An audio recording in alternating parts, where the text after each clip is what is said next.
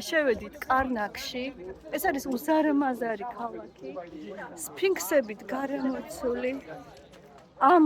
ამონის და მისი მეუღლის ამუნეტის კარნაკი უზარმაზარი ქალაქი და ერთი დღე კი არა, ერთი თვე არ ეყოფა რომ მთლიანად მოიარო.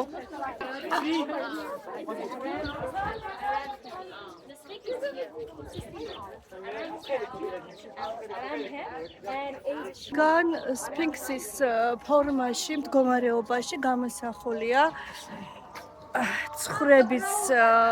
ცხრები და ეს ცხრები არის ამონის ზოომორფული ცხოველი. შევდივართ ახლა უშუალოდ კარნაკის კომპლექსში.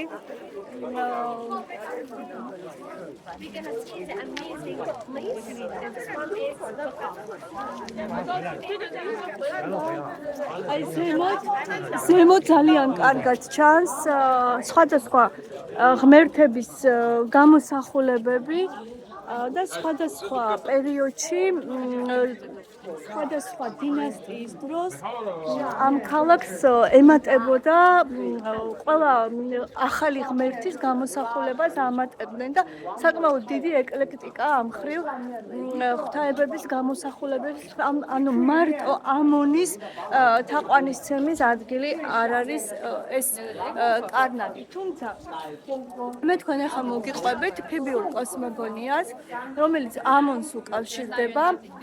ეს არის ყველაზე ძველი თავდაპირველი პროტოეგვიპტური კოსმოგონია, რომელიც ეხება პირველ ელემენტების წარმოშობას და მერე უკვე სამყაროს წარმოშობას. ყველაფერი იწყება აქ არის 8 ელემენტის წარმოშობა. საუბარი ფიბიურ კოსმოგონიაში საუბარია 8 ელემენტის წარმოშობაზე. ქაოსი, წვდიადი, მარადისობა და ეთერი ანუ ატმოსფერო.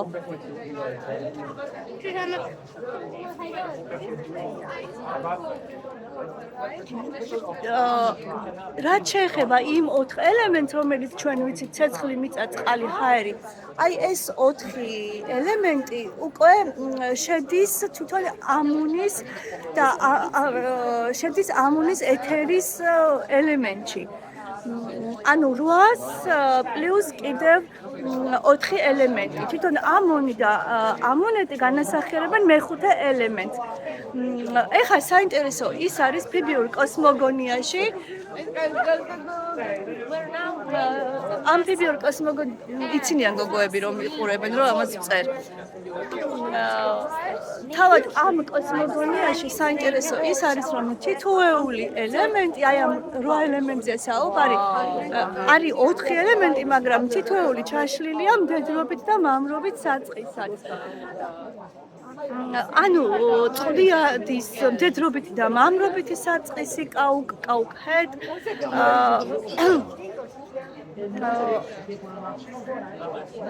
ქაოსიც ასევე მდედრობითი და მამრობითი 60 გრადუსი ყველა ელემენტი ასეა ჩაშლილი. და საბოლოო ჯამში მივდივართ ეთერამდე, ატმოსფერომდე, რომელიც არის თავად ამონი. თავად ამონი არის უკვე მეოთხე ელემენტი აი ამ 8-ში.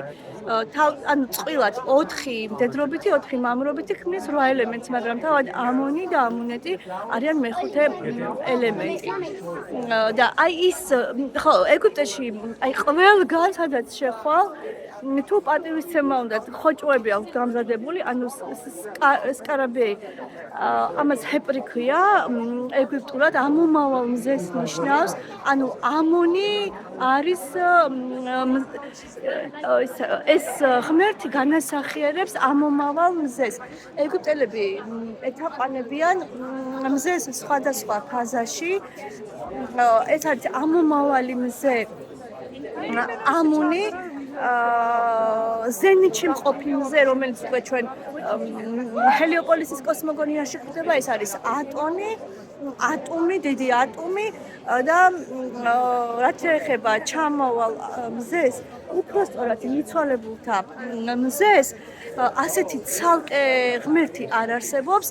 ჩვენ ვნახეთ რაეს გამოსახულება ტაძარში, სადაც რაე ჩადის ქვესკნელში სულის სახით.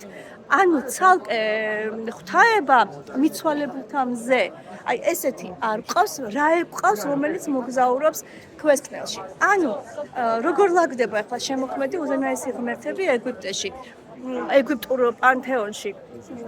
ამონი შემოქმედი ღმერთი, იგივე ჰეპრი ამომავალი მზე, მეორე ზენიტში მყოფი მზე ატონი, დიდი ატომი და მზის ღმერთი რაე, რომელიც ამთლიანებს ყველას ერთად და მერე შეერწყა და გახდა ამონ რას კულტი ეგვიპტელებს თან ესე იყო, როცა რაღაცა ღმერთების ფუნქციები ემთხვეოდა ერთმანეთს, კულტები მთლიანდებოდა, თუ კი რაღაცა ფუნქციურად ხდებოდა, ფუნქციური განსხვავება იწყებოდა, მერე რაღაც დამატებები გაიმეჯნებოდნენ ეს ღმერთები ერთმანეთს, ასალკი თაყვანისცემის ობიექტები ხდებოდნენ. აი ეს შერწყმა და დიფერენციაცია ეგვიპტური პანთეონისთვის არის ძალიან დამახასიათებელი და ნიშანდობლივი. ხოჭოზე ვლაპარაკობდი, ეს არის ამონის ნიშანი, ამომავალი მზის ნიშანი, ანუ ჰეპრი და ეგვიპტეში ძალიან პოპულარულია დღესაც ეს სიმბოლო და ტურისტებს პატივისცემის მიზნად რაღაცას შეიძენ, მერე აი ამ ხოჭოს გჩუქნიან. ეს უკვე სვეტებია, გრანდიოზული სვეტები.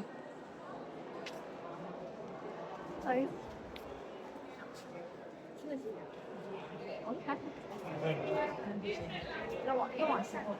ესეთი მონუმენტური სავსე ღმერთები, წარწერები. ესეთი არაჩვეულებრივი კარნაგია. ვინც ჩამოვა ეგვიპტეში, კარნაგის კომპლექსი, რა თქმა უნდა, ყველამ უნდა ნახოს.